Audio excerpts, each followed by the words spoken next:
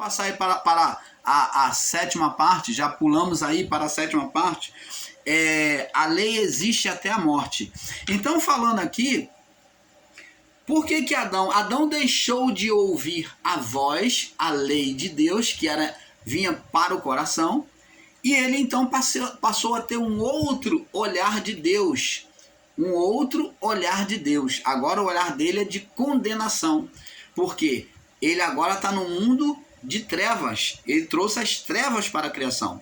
E aonde um ser espiritual havia de o quê? Dominar a vida humana, a vida do corpo, a carne. Então o corpo do homem passou a ser um corpo de condenação.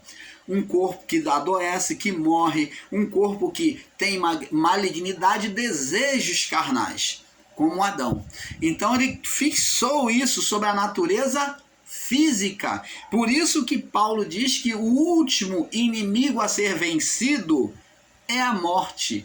E a morte, não, se completando, quando vem a morte, acaba-se também a lei. Porque a condenação da lei está sobre a vida do corpo. Você está entendendo, abençoados? Então, essa é a voz de Deus não foi ouvida. Então, aqui no capítulo 3, no verso 17, como lemos, Deus falou para Adão: portanto, deste ouvido a voz, a voz funciona aqui como uma lei a ser ouvida, né? A escolha, né, de ouvir. Então, deste ouvido a voz da tua mulher e comeste da árvore, te ordenei. Essa ordem aqui é uma lei de Deus que já havia sido posta aqui em Gênesis capítulo 2, no verso 16 e 17. Deus ordenou que não comesse da árvore do conhecimento do bem e do mal. Então, deste ouvido a voz da tua mulher e comeste da árvore, te ordenei, lá no capítulo 2, no verso 16 e 17, te ordenei que não comesse, que eu te ordenei dizendo, não comerás dela. Maldita, a maldição, agora a terra, ela vai sofrer deformação. A criação vai sofrer deformação. Houve deformação? Houve. Houve o quê? Uma inversão? Foi virada ao lado do avesso? Houve. Agora está dizendo, maldita é a terra por causa de ti. Por causa de ti. E com dor comerás dela todos os dias. Agora vai comer com sofrimento, né? Espinhos e cardos também te produzirá. Você vai ter agora embaraços aí na sua vida, na vida, né, na criação. Comerás erva do campo e do suor do teu rosto comerás o teu pão, até que tornes a terra, porque dela foste tomado, porquanto és pó, e em pó te tornarás. Você está vendo? O processo agora da vida do corpo é com limitação. Vai haver, assim como houve a morte espiritual, a separação de Deus, então agora o corpo vai morrer, vai ficar velho, vai ficar doente, vai morrer. Vai voltar ao pó. Então, é isso que temos que entender, abençoado. É a voz, não ouvir a voz de Deus. Vamos lá para o livro de Hebreus, capítulo 7. Hebreus, capítulo 7. Hebreus, capítulo 7. No verso... vamos ler o capítulo 7 de Hebreus. Diz aqui, porque este Melquisedeque era rei de Salém, sacerdote do Deus Altíssimo, que saiu ao encontro de Abraão quando ele regressava da matança dos reis, e o abençoou. A quem também Abraão deu o dízimo de tudo, e primeiramente por interpretação, rei de justiça, porque, rei da justiça, da lei, que tinha a lei, Melquisedeque foi considerado aquele como tinha a lei, né? E também rei de Salém, que é rei de paz, ele tinha a lei e tinha paz. Ó, é a mesma coisa. Você vê que esse Melquisedeque, ele faz representação em Cristo também, porque ele traz a lei e a graça, a paz. A paz aqui é a representação da graça. Verso 3, sem pai, ó, Melquisedeque foi sem pai e sem mãe, sem genealogia, não tendo princípio de dias, nem fim de dias, mas sendo feito semelhante ao Filho de Deus, ó. Jesus também não teve pai humano e não teve mãe no sentido espiritual, entendeu? No sentido espiritual ele não teve mãe. No sentido humano ele teve mãe, mas no sentido espiritual ele não teve. O pai era o Criador. Aqui embaixo o pai era o Criador. Mas sendo feito semelhante Filho de Deus, permanece sacerdote para sempre. Ó, considerai, pois, quão grande era este e a quem até o patriarca Abraão deu o dízimo dos despojos. E os que dentre os filhos de Levi receberam o sacerdote não têm ordem segundo a lei de tomar o dízimo do povo, isto é, de seus irmãos, ainda que tenham saído dos lombos de Abraão. Mas aquele cuja genealogia não é contada entre eles, tomou o dízimo de Abraão, abençoou o que tinha as promessas. Ora, sem contradição alguma, o menor é abençoado pelo maior. Aqui certamente tomam o dízimo de homens que morrem. Ali, porém, aquele de quem se testifica que vive. E por assim dizer, por meio de Abraão, até Levi que recebe dízimo, pagou o dízimo, porque ele ainda estava nos lombos de seu pai quando Melquisedeque lhe saiu ao encontro. Então você pode ler aqui o capítulo 7, vamos ler aqui o verso 11, vamos ler mais um pouquinho, depois você lê o restante. De sorte que se a perfeição fosse, verso 11, fosse pelo sacerdócio levítico, de sorte que se a perfeição fosse pelo sacerdote levítico, porque sobre ele o povo recebeu a lei, que necessidade havia mais de outro sacerdote? Então está falando uma comparação. Então a perfeição não era no sacerdócio, né, levítico, né? Que necessidade havia de outro sacerdote se levantasse segundo a ordem de Melquisedeque e não fosse chamado segundo a ordem de Arão? Porque mudam-se os sacerdócios, necessariamente se faz também mudança na lei. Então, Jesus ele veio como sacerdote, ele se fez sacerdote. Aonde é que, irmão Paulo, que Jesus mostra na Bíblia que Jesus se colocou como sacerdócio? Deus, no início da criação, se colocou como sacerdote. Quando Adão pecou, ele fez vestimenta e ele vestiu o homem. E o sangue do animal não foi apresentado, significando dizer que o homem, Deus estava apenas cobrindo o pecado. Estava apenas cobrindo o pecado, a consciência do homem, pelas vestes. Então ele estava apontando ali pelas vestes, figurada, de que o homem seria justificado na sua mente, né, na sua consciência, pelas vestes daquele animal que haveria de morrer. Como o animal morreu, também ali estava a representação. E Cristo, ele foi o sacerdócio perfeito, ele assumiu o sacerdócio. Aonde é que ele assumiu o sacerdócio? Lá na oração dele de João capítulo 17, mostra Cristo exercendo o sacerdócio, aonde ele ora incessantemente, ele se coloca como cordeiro lá no Getsêmani, né? Ele passa em vigília, ele se coloca como cordeiro e como sacerdócio.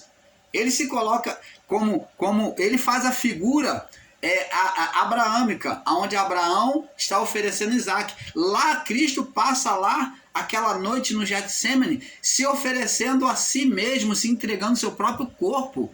E ele, na sua oração, é tão intensa, tão forte ali, tão incessante, que ele chega a transpirar sangue no seu suor. As vestes de Cristo, o corpo, a roupagem de Cristo ficou salpicada de sangue. Então ali demonstra o sacerdócio, aonde o cordeiro, o corpo, foi salpicado de sangue. O sacerdote, para entrar diante do santuário de Deus, do Santo dos Santos, ele tinha que ter a sua vida, o seu corpo, as suas vestes salpicadas de sangue para ser justificado. Então ali Cristo já estava se preparando, se ofereceu a si mesmo o seu corpo como cordeiro, e ele ao mesmo tempo foi sacerdócio, tinha as vestes salpicadas de sangue. Ele foi sacerdócio e sacrifício. E lá no Calvário também ele foi o sacrifício. Você está entendendo, abençoado? Então é isso que temos que entender, porque mudando o sacerdócio, verso 12, necessariamente também se faz mudança na lei. Porque aqueles de quem estas coisas se dizem pertencem a outra tribo, da qual ninguém serviu ao altar. Visto ser manifesto que o nosso Senhor precedeu de Judá, concernente às tribos concernente a essa tribo, nunca Moisés falou falou de sacerdócio. Então você pode ler o capítulo 17 e capítulo 7 de Hebreus todo, e você vai entender melhor, né, sobre a mudança na lei por meio do sacerdócio. Aqui no versículo 19 você já vê, né, que a lei ela não aperfeiçoou coisa alguma, né? A lei não aperfeiçoou coisa alguma. Por que ela não aperfeiçoou? Por causa do corpo de pecado. Não que a lei tivesse defeito, mas sim o homem, o corpo do pecado foi imperfeito. O único corpo do pecado perfeito foi Cristo, que foi perfeito até a morte. Lá no Calvário, lá no madeiro, é que ele assumiu o pecado do homem. Então ele logo era um sacrifício perfeito. Você está entendendo, abençoado? Vemos também que a herança do pecado, quando falamos, esses irmãos aí ensinam que não existe mais pecado, a herança do pecado, como diz lá em Romanos 3:23, porque todos pecaram e destituídos foram da glória de Deus. Todos pecaram, por quê? Por causa do corpo de pecado e a condenação espiritual, até a cruz. A partir do madeiro, então, agora em Cristo somos vivificados. Então, o espírito não está mais apagado, mas aceso em Cristo. Então, agora, a partir da nossa morte, enquanto vivermos, estaremos sobre um corpo de pecado, sujeito a pecar a todo instante, estaremos pecando sim. Porém, o que Deus pede de nós é que não vivamos sobre a vida de pecados. É diferente de pecar e ser um pecador. O que Deus não quer de nós é que sejamos um pecador, que venhamos viver continuamente no pecado. Porque todos nós pecamos todos os dias. Mas o que Deus pede de nós é que não vivamos numa vida de pecado. A partir de Cristo, nós somos justificados mediante a fé. Mas a vida de pecado, a vida na carnalidade, no pecado, vai trazer uma condenação espiritual de volta para nós. E aí vamos estar negligenciando o sacrifício de Cristo, vai se tornar vão. De nada adiantou para essa pessoa que volta ao vômito, como cão, que ela se entrega ao pecado, a vida da carnalidade do pecado. Você está entendendo, abençoados? O homem não pode se libertar do pecado por ele mesmo, o irmão Paulo não pode, ninguém pode. Mas o que nos tira da condição de pecado é justamente a comunhão com Cristo. Cada dia somos vivificados. Essa força do pecado da nossa carne, ela é quebrada em Cristo pela vivificação dos espíritos. O espírito vivificado, ele sendo aceso, quanto mais aceso, menos condição, menos desejo terá ao pecado. Então não é a vontade do irmão Paulo falar, eu não vou pecar mais, eu nunca mais vou pecar, eu vou me esforçar, eu vou jejuar, eu vou ficar certinho, eu nunca mais vou errar. Não tem como. Isso não vem de nós. Por isso que a salvação é mediante a fé, a graça, é mediante a graça de Cristo. o favor imerecido. É por meio dessa graça que somos salvos, por meio da fé em Cristo. É essa fé nele, na sua vontade, na sua palavra, é que nos modifica, nos aviva, tirando a nossa vida dos desejos carnais. Somos atraídos para ele gradativamente e rejeitando, perdendo o prazer na lei do pecado. Você está entendendo? Então a lei do pecado, ela é quebrada conforme ouvimos e permanecemos em Cristo. Então a nossa condição é mudada, o nosso comportamento é mudado. Você está entendendo, abençoado? Vamos ler lá no livro de Lucas, mostrando que a lei não foi mudada. Lucas capítulo 16, Lucas 16, no verso 17, diz assim, Lucas 16, 17. Olha só o que Jesus falou. Ó, vamos ler do verso de Lucas 16, 16 e o 17. Diz assim, a lei e os profetas duraram até João. Isso aqui não está dizendo que a lei foi extinta, que a lei acabou a partir de Cristo, como estão ensinando aí com o ensino literalizado. Eles literalizam, pegam um i e pegam um risco e faz um texto. Pega um ponto e faz um traço.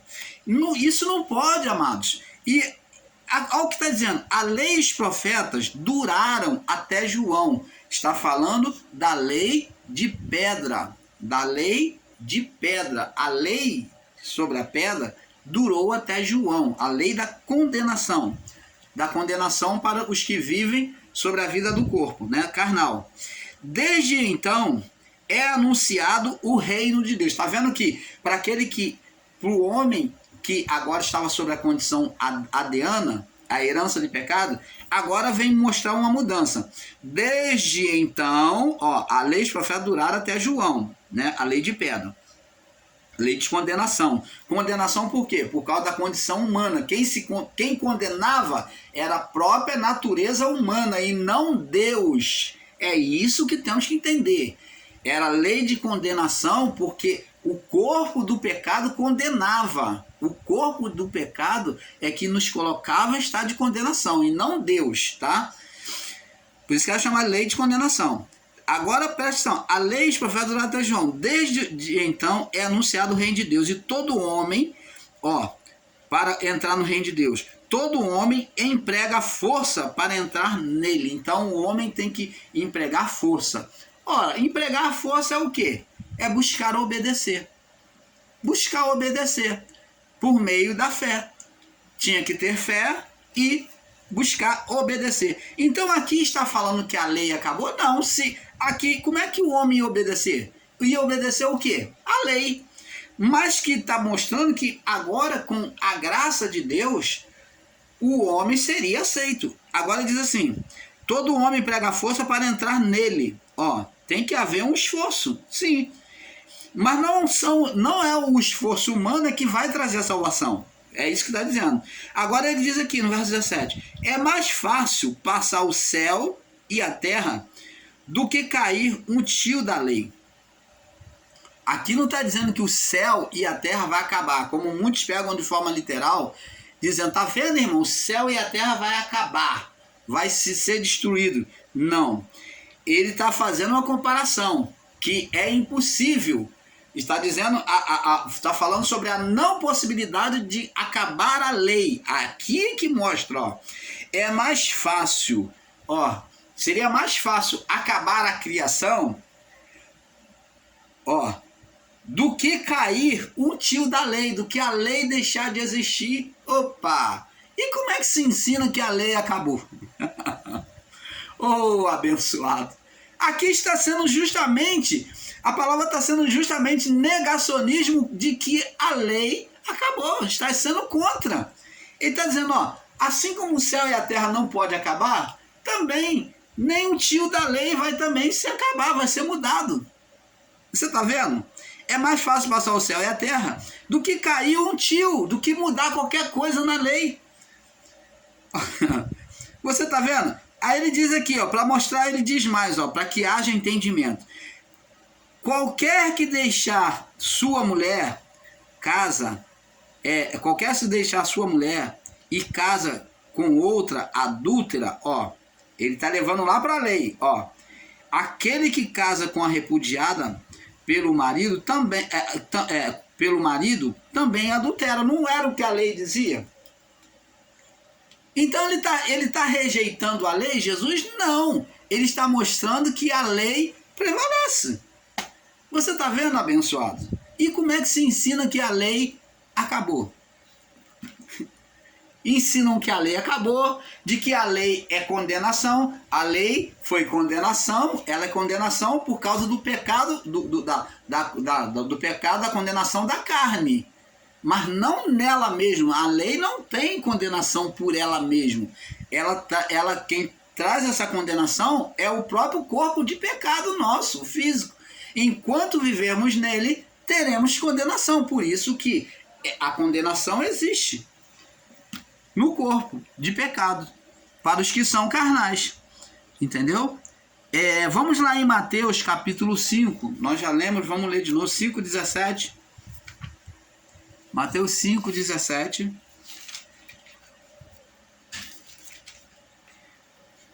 Ele diz assim: não cuideis que vim destruir a lei ou os profetas. Ó, unida àquela palavra lá que nós acabamos de ler aqui, né? Unida a Lucas 16:17. Não cuideis que vim destruir a lei ou os profetas. Não vim destruir, mas vim obedecer. Eu vim me incluir, eu vim me enxertar, porque ele era a graça de Deus, ele trazia a graça também. Então eu vim ser enxertado, eu vim enxertar a graça com a lei. É isto. Aí diz aqui, ó, porque em verdade vos digo, verso 18, até que o céu e a terra passem, ó, nem um jota ou um tio jamais passará da lei, sem que tudo seja cumprido. Opa! Você está vendo aí?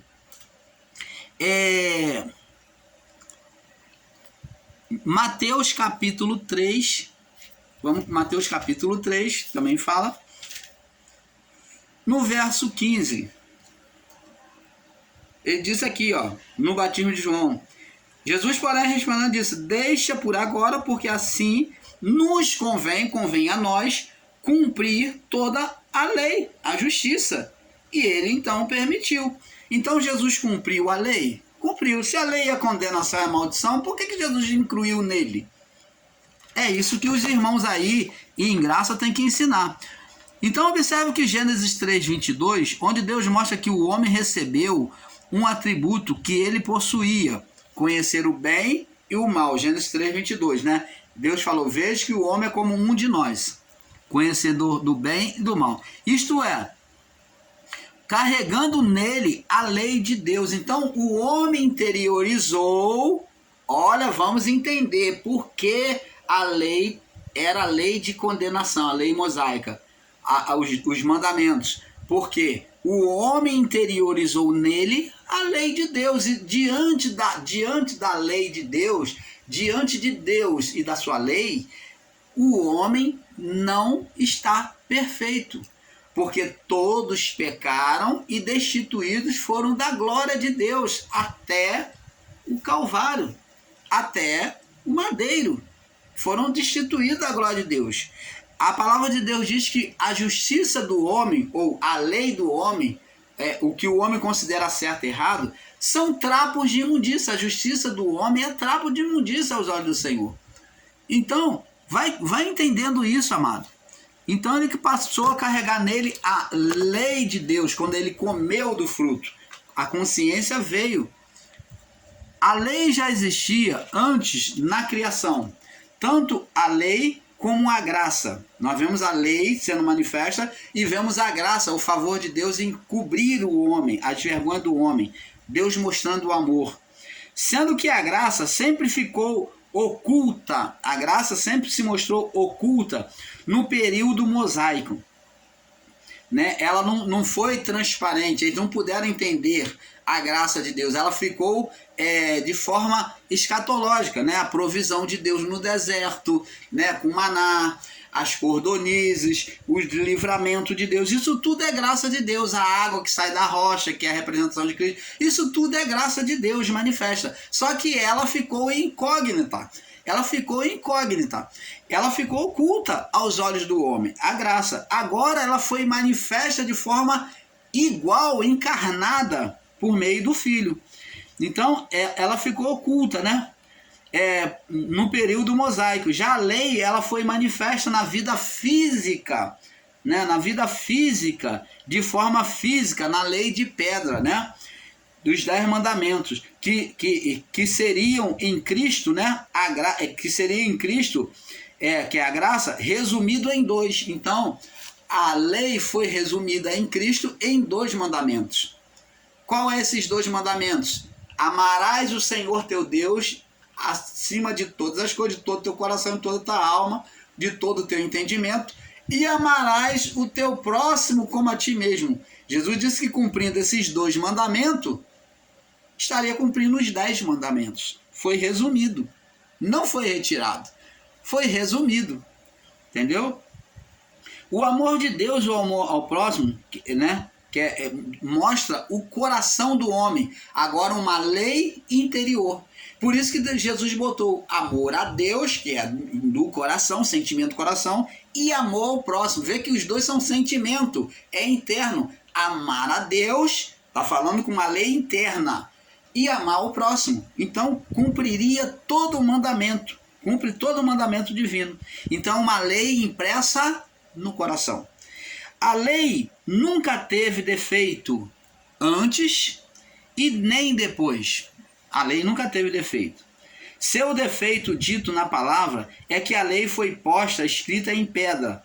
Lei fora do homem. Então, a lei, ela foi chamada de imperfeita, lei de condenação, primeiro por causa do corpo de pecado. O corpo de pecado é que tornava a lei imperfeita, porque o homem não foi capaz de cumprir, somente um, que foi Cristo. Então, ela foi chamada de lei imperfeita porque todos os homens pecaram e destituídos foram da glória de Deus, como Paulo diz. E ela também foi posta na sua figuração pela escolha do homem, de forma física, em pedra. Você lembra que a primeira lei que Moisés recebeu de Deus, que foi escrita direto pelo dedo de Deus, essa lei, quando Moisés chega lá embaixo e vê o povo na idolatria, o que Moisés faz? Irado. Joga a lei no chão e ela se quebra. E Moisés teve a necessidade de subir de novo, passar mais 40 dias lá, diante de Deus, e agora Deus faz Moisés entalhar. Foi uma lei totalmente física. Moisés entalhando lá, Deus ditando a lei e Moisés agora entalhando. Então a lei que veio pela voz, Deus mostrou ali para nós que ela foi desprezada, que ela foi quebrada, a lei da voz. Assim como Moisés quebrou as tábuas de pedra, né? Ela foi quebrada, foi rejeitada por Deus. Foi rejeitada pelo homem na idolatria, onde estavam adorando um bezerro de ouro. A ira de Moisés foi como a ira de Deus, e que o homem rejeitou, quebrou, não ouvindo a voz de Deus. O que? Foi quebrada. Eles rejeitaram a voz de Deus. Agora Deus vê que o homem, ele agia de forma muito animal. Então Deus teve uma necessidade de trazer a lei escrita, entalhada em tábua de pedra agora. Ela foi entalhada pelo próprio homem, de forma bem física, porque com o dedo, com a parte espiritual, citada pela voz, o homem rejeitou. Agora Moisés que escreveu, de forma bem humana, bem física, aí o homem aonde ficou a lei dos 10 mandamentos.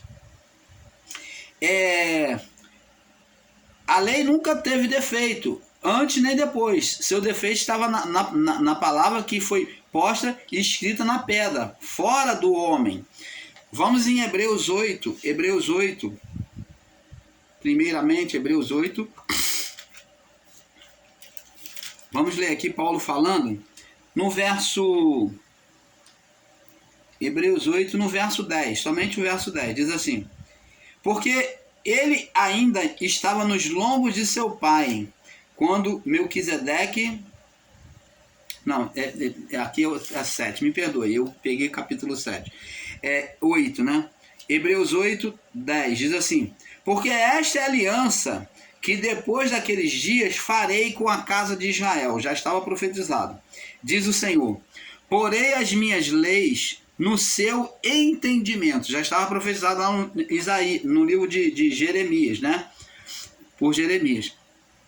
Porei as minhas leis no seu entendimento e em seu coração, ó, vai ficar no entendimento, no coração, as escreverei. Vai estar escrita onde? Em tábua de pedra? Não. Vai estar escrita dentro, uma lei perfeita, no coração. E eu escreverei, e eu lhes serei Deus e eles me serão povo. Não ensinará cada um seu próximo, nem cada um seu irmão, dizendo: conhece ao Senhor, porque todos me conhecerão, desde o menor até o maior. Eu serei misericordioso com as suas iniquidades. Tá vendo que ele vai trabalhar mesmo com o homem sendo, mesmo com o homem pecando, ele vai ser misericordioso. A graça aí, ó, com as suas iniquidades, que é a graça de Deus, que é o amor diante do pecado, e de seus pecados e de suas iniquidades não me lembrarei mais. Dizendo: nova aliança envelheceu a primeira, que era antiga, mosaica. Ela está velha, quer dizer, nova. Então, não quer dizer que Deus jogou fora, mas que ele renovou, né? Ele enxertou na graça. Ora, se foi tornado velho, o que se envelhece está perto de acabar. Então, não que a lei acabou, mas simplesmente ela agora vem com uma nova cara, com uma nova forma sobre a graça. Ela é chamada de graça de Deus, não lei mosaica. Agora é graça de Deus, mas a lei é a mesma, só debaixo do amor. Você vê que existe o perdão dos pecados. Vamos ver também no livro de Jeremias, que também já estava profetizado, né? Jeremias, acerca disso. Jeremias capítulo... Deixa o irmão Paulo procurar aqui. Jeremias capítulo 31. Jeremias 31. No verso do 33 ao 36. Vamos ler do verso 31, do 31 ao 36. Diz assim: eis que vem dias, diz o Senhor, que farei uma aliança com a casa, uma aliança nova, ó, uma nova aliança, porque a aliança mosaica foi pela lei de pedra, né? Diz aqui: eis que farei uma nova